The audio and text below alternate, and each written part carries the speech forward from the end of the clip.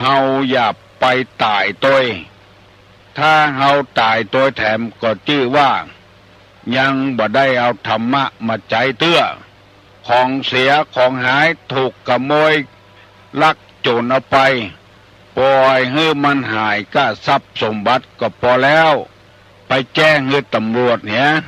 เพื่อวันดีคืนดีอาจจะได้เข้าของคืนมากับผู้ร้ายตัวแต่ใจเฮาจะไปหายตัวถ้าใจเฮาหายเสีย2 อย่าง3 อย่างคือธรรมะมาโลกาจะบ่วินาศอันนี้เป็นศาสนธรรมคำสอนในทางพระพุทธศาสนาพระพุทธเจ้าทำให้เป็นตัวอย่างก่อนที่จะเสด็จดับขันธ์ปรินิพพานพระองค์ทรงปรงพระชนมายุสังขารคือหมายความว่าปล่อยสังขารปล่อยร่างกายมันจะเป็นน้ำเพียงใดดอกบัวเพียงอันตุลงได้นำเอาจริยธรรมและธรรมะมาเสนอได้เอากรรมว่าลักษณะของการเจียมโตนั้นมีอยู่ถึงหมดกัน11 ข้อถ้าใครสามารถปฏิบัติตามลักษณะนี้แล้วจะบ่มีการรบราฆ่าฟันกันฆ่าฟันบั่นแตงกันเหมือน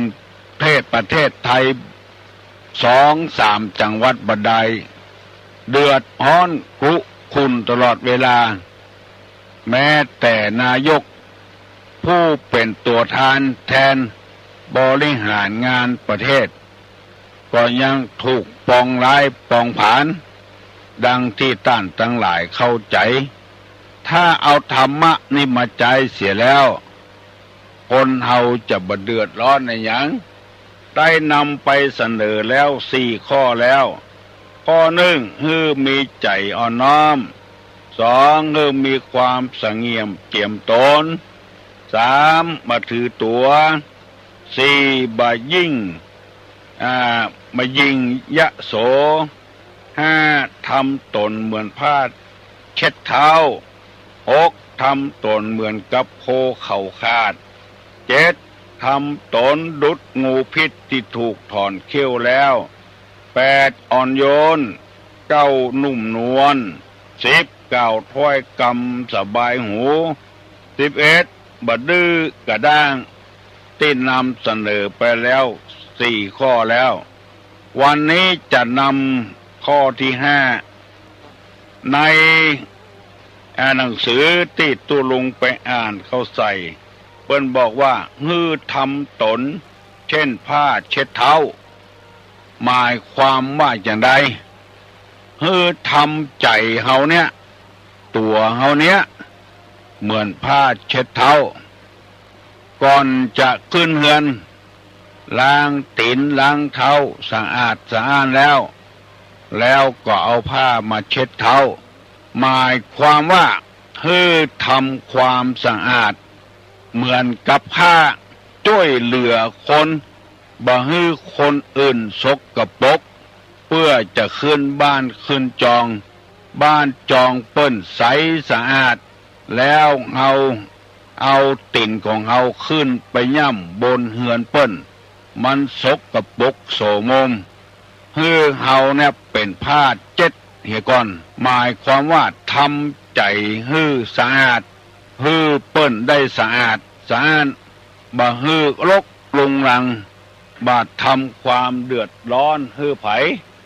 บ่สกปรกโสมมอันนี้ถ้าบ่เข้าใจจะยากน้อยคือทำตัวของเฮาเนี้ยบ่ฮือรกลุงรัง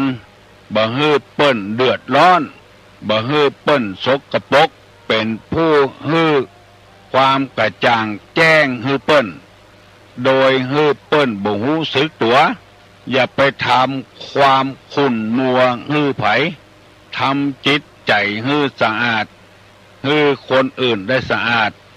เฮาเป็นคน7 คนถูฮือเปิ้นเป็นผัวก็ทำให้เมียจิตใจสะอาดบ่ให้จิตใจสกปรก เป็นเมียก็ทำให้ผัวมีจิตใจสะอาดบัดจิตใจสกปรกบัวบัดจ้ำน้ำบ่คุณถ้ายังบ่เข้าใจเตื้อเหมือนกับเฮาเลี้ยงลูกเลี้ยงเต้าอย่าไปให้ลูกของเฮาเนี่ยกระด้างกระเดืองให้เปิ้นได้โคตรได้เกลียดเจ็บช้ำน้ำใจลูกเปิ้นมั่งมีสีสุขลูกเปิ้นเป็นผู้ดีมาข่มแห่งแต่งแป้ลูกของเฮาเฮาบัดต้องป้องเอาลูกเฮาสอนลูกเฮาเห็นว่าฮือสงเงียมเจียมตัวเนื้อลูกเน้อเฮาเป็นคนทุกข์คนยากอย่าไปเล่นกับคนลูกเปิ้นร่ำรวยมั่งมีสีสุขเป็นลูกเจ้าลูกนายตามกรรมโบราณว่าอย่าไปลื่นต้นไม้ก็อย่าไปลื่นไปนับได้นับคืนลื่นไข้หุ่มตายลืมเจ็บลืมป่วยฝนตกฟ้าห้องอย่าไปให้ฝนตกเอาใส่หัวมันจังเป็นไข้เป็นป่วยฮือสอนลูกว่าจะลื่นไข้หุ่มตายลื่นเจ้าลื่นนายว่าตายก็เคียนสองอย่างเนี้ย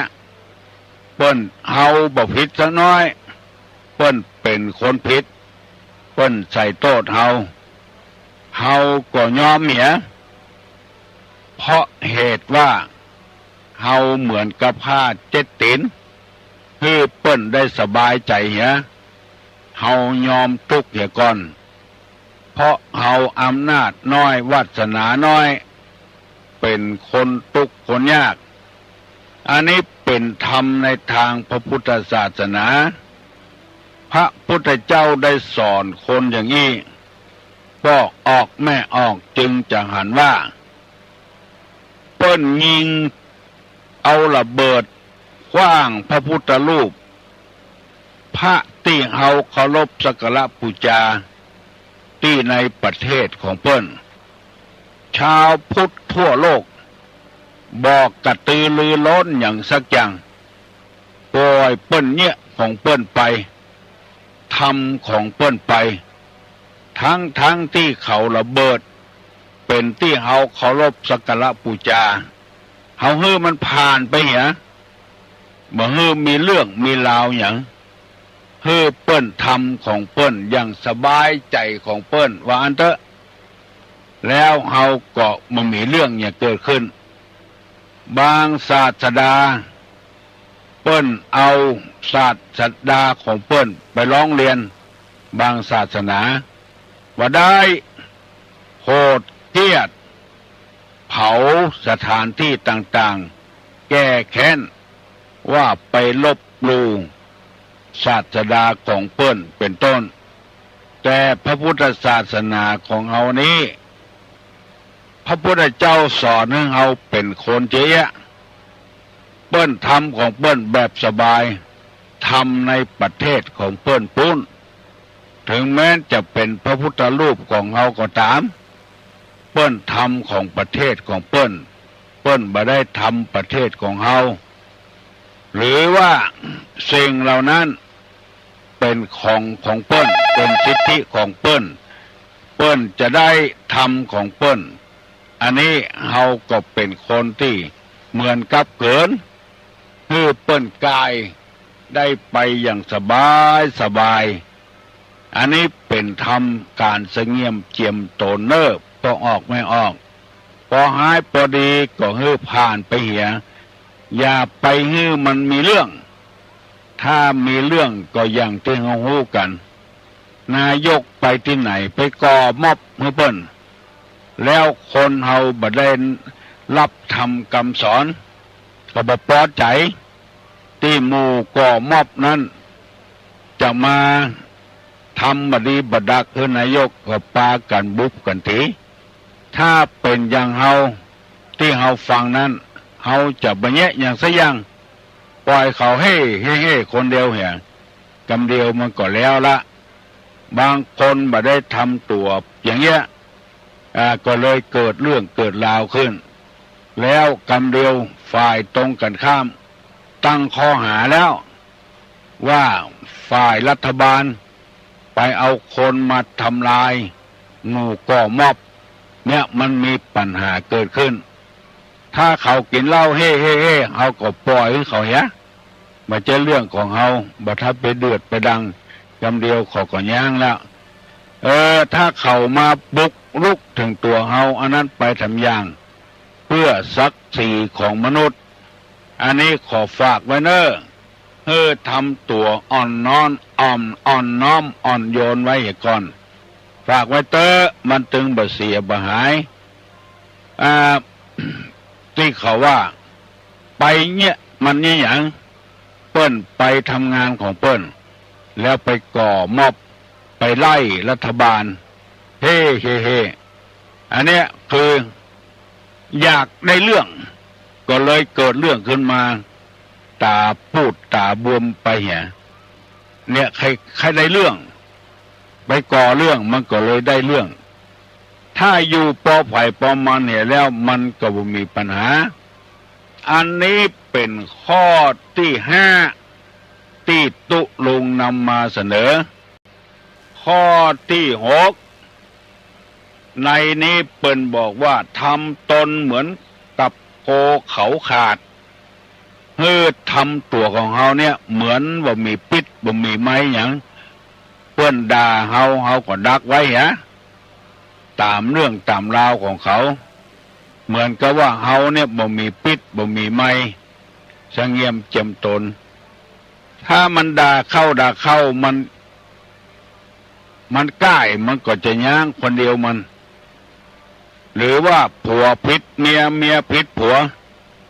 หันหน้าก็ด่าปล่อยมันจุ่มยันคนเดียวเฮาล่อมแลมก้มแก้มหนีตำเดียวมันเสาะห่างเฮาบะปะมันก็ย่างแล้วมันอายตัวเก่ามันบอกว่าจะไปจมมือไผ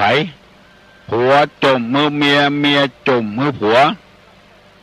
แม่เมียจมมือลูกชายแม่ผัวจมมือลูกยิงปล่อยมันจมมันคนเดียวเฮาหนีทำเหมือนกับงัวบ่มีเขาเนี่ย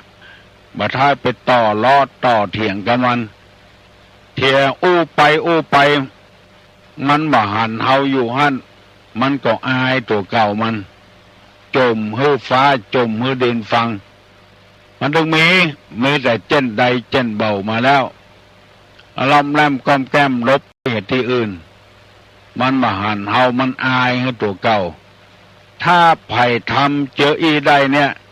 เรียกว่าเป็นคนสงเงียมเจียมตนลบหลีกไปหันน้อยนี่น้อยถ้าเฮาบักใครรถโจรกันรถกันหนึ่งไปวิ่งตั้งสายโดยสะเก็ดสั่งกำแพงรถแถมกันหนึ่งไปวิ่งตั้งห่างดงสัมปตองรับรองว่ารถสองการนี้ตึงบัดโจรกันถ้าว่าวิ่งตั้งแม่ริมแม่แต่งสายเดียวกันสักวันหนึ่งมันต้องโจรกันแน่ๆพยายามลบหลีกภัยจะโจรของเฮาฮืดลบเหมือนกับงัวที่บ่มีเขาเป็นว่าโคเขาขาดกระบือนี่ควายโคนี่เหมือนกับงัวเหมือนกับเฮาบ่มีเขาบัดต่อสู้ไผปะทะคาลมกับไผโหตึกหันตึกเวลาที่เขาจมเขาเดือดนั้นบัดถ้าไปแก้ตัวแก้จะได้มันตึงบ่ฟังลูกศิษย์ลูกหาของตุเจ้าอธิบายตุเจ้าสั่งสอนปล่อยเปิ้นระบายความทุกข์ของเปิ้นมาเถอะเฮาก็ก้มหน้าก้มตาบางเตื้อเรื่องมันจะมีคนอื่นไปใส่ร้ายป้ายสีแถมต่างหากแล้วก็มาลงที่เฮาเพื่อก้มหน้าก้มตาบัดต่อสู้ทำตัวเหมือนงัวบ่มีเขาต่อสู้ไปมันก็มีความหมายบางทีเฮาแก้ตัวว่ามันบ่ใจอย่างนั้น ก็ตั้งข้อหาว่าเฮาเถียงเนี่ยจะได้ก็ตึงบ่ได้เพราะเถียงกะกำเดียวเอาโอนขึ้นใหญ่โตละขาดปี้ขาดน้องมันด่าอย่างมากับปล่อยมันด่าเฮาบ่ถ้าเอาใส่หูเนี่ยธรรมชาติเกิดขึ้นมาคนเฮานี้มีใบหูมีใบหูเพราะว่าใบเนี่ยจะเกิ้งเสียงแล้วเอาเข้าหูเฮาแล้วเฮาเกิดมาตุกใจในจิตใจเพ่ถ้าหากเฮาว่าบ่เก็บปล่อยมันละไว้หั่นปล่อยมันจ้างมันเถอะมันตึงเป็นไปอย่างอี้ด่าเมื่อใดว่าเมื่อใดเฮาก็บ่ต้องเถียงเหมือนเข้ามันจะย่างแห่คนเดียวมันเหมือนเจ้าเต๋มิเนี่ยหันป้อหันแม่เงี้ยหยังบดีบดักฆ่าสัตว์ตัดชีวิตเข็นฆ่า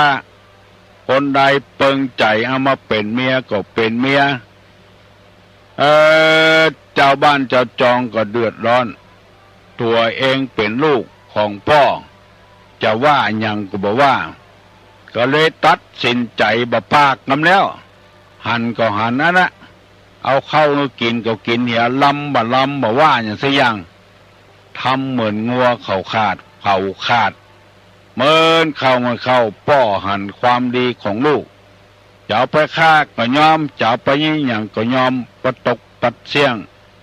ที่สุดหันความดีของลูกก็เคารพนับถือลูกตัวเก่าอันนี้หมายความว่ามีหมาก็ดีแมวก็ดีมันตายในบ้านเปิ้นแมวเปิ้นตายในบ้านเปิ้นแล้วบ่รับผิดบ่รับชอบเอามาจ้งใส่บ้านเฮาถ้าเฮาบ่ฮู้เรื่องเฮาก็จะจ้งใส่บ้านมันก็บ่พอใจเอามาจ้งใส่บ้านเฮาแถมจ้งไปจ้งมา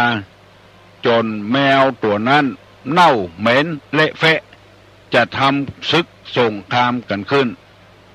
ถ้าเฮาทำเป็นถ้าเฮาทำจ้างมันเอามาจ้งบ้านเฮาจะขุดหลุมใกล้ๆกับต้นไม้เอาแมวตายมาตายตัวนั้นฝังกับต้นไม้ก็จะได้ฮับปุ๋ยจากซากศพของหมาของแมวฝังเหี้ยกรรมที่เขาแจ้งเขาด่าเขาว่ามาเฮาบ่ต้องไปตอบเปิดเสื้อหือเปิ้นหันหลังเปิ้นดูแควนหัวปี้กันน้องกันกระทบกระเทือนกันมอกน้อยมอกพอให้พอดีก็อดเอาไว้เหรอมันเข้ามันเนี่ยหยังบ่ได้เฮาบ่ตอบบ่ซ้ายมันตึงจะย้างคนเดียวมันถ้าเฮาไปด่าไปแจ้งไปตอบไปซ้ายมันพี่น้องเพื่อนบ้านใกล้เงินเคียงเปิ้นจะดูแควนหัวว่าพี่น้องหมู่นี้พ่อแม่บ่สอนบ่สั่งปู่ป้าน้าอาบ่สอนบ่สั่งเถียงกันติ๊กเถียงกันถึงวันมันพานมันก็พานอยู่หั่นแล้วเฮาอย่าไปเป็นพานโดยมันทำตัวเงือบเป็นงัวเขาปุดเขาฆ่าเถียมันดูแควนเฮาก็ปล่อยมันดูแควนไปเถอะมันว่าจะใดก็ปล่อยมันว่าคนเดียวมันเมินไปมันขี้ค้านว่ามันก็จะย่างจะไปก่อศึกก่อสงครามขึ้นระหว่างญาติกับพี่กับน้องกับบ้านกับจองบ้านเหนือบ้านใต้พิษหัวกันบ่ทุกข์บ่โล่งกันกระทบกระเทือนถึงพ่อถึงแม่ถึงวงศาคณาญาติหมู่นี้เป็นต้นคนที่บ่ได้ฮับทำคนนั้นจะเดือดร้อนคนเดียวมันคนที่ฮับทำตัวเป็นผ้าเจ็ดตินทำตัวเป็นงัวเขาขาดคือมันบุกขึ้นมาเฮาก็ย่างบ่ต้องไปกลัวเสียเพียบบ่ต้องไปขัวเสียยศเสียศักดิ์เฮาสงเงียมเจียมตนไว้เหมือนกับมีดกับด้ามมีดถ้าด้ามมีดยอมฮับมันเหี่ย มันก็หมดเรื่องไปถ้าด้ามมีดมายอมฮับมีดฟันอย่างมันถึงหลอนคนเดียวมันฟันบ่ได้เต็มที่ถ้ายอมฮับมีดด้ามฮับยอมฮับมีดที่เอามาใส่มันจะฟันอย่างไปเลยบุบุญไปเลยในศาสนาของเฮานี่ถ้าอันใดบ่มีเหตุบ่มีผลอย่าไปต่อล้อต่อเถียงเขาอันใดถ้ามีเหตุมีผลเฮาก็อย่าได้เกิดใจว่าจะได้แก้ตัวทำไมบางคนบ่เข้าใจเปิ้นสั่งเปิ้นสอนก็ว่าฮือเปิ้นว่าฮือมันจนพอบ่มีดีอย่างสักอย่างแทนที่จะแก้ตัวซ้ำเนี้ยประชดเปิ้นแถมทำสะปะสะพื้นมันเป็นการฆ่าตัวเก่าทำลายตัวเก่าประชดก็ประชดไปเถอะเปิ้นบ่เดือดร้อนเฮาจะเดือดร้อนคนเดียวเพราะเหตุว่าเฮาบ่สงเงียมเจียมตนบ่รู้สึกตัวเก่าสักน้อยอันนี้ฝากฝังไว้กับเจ้าพี่นายน้องทั้งหลายเป็นข้อที่5กับข้อที่6ยังมีแถมหลายข้ออยู่ถ้าจะอธิบายไปหมดเวลามันล่วงเลยไปแล้วฝากฝังไว้กับพี่น้องทั้งหลายโดยสัพพะโลกาวินิมมุตโตสัพพะสันตาปวัตติโตสัพพะเวละมติกันโตนิพพุตโตจัตุวังภวะสัพปีติโยวิวัจจันตุสัพพะโลโกวินัสสตุมาเตภวะตวนตะลาโยสุขีติคายุโกภวะอภิวาธนะเสลิสนิจังวุธาปจายโนจัตตาโลธรรมาวัฏันติอายุวันโนสุขังปลัง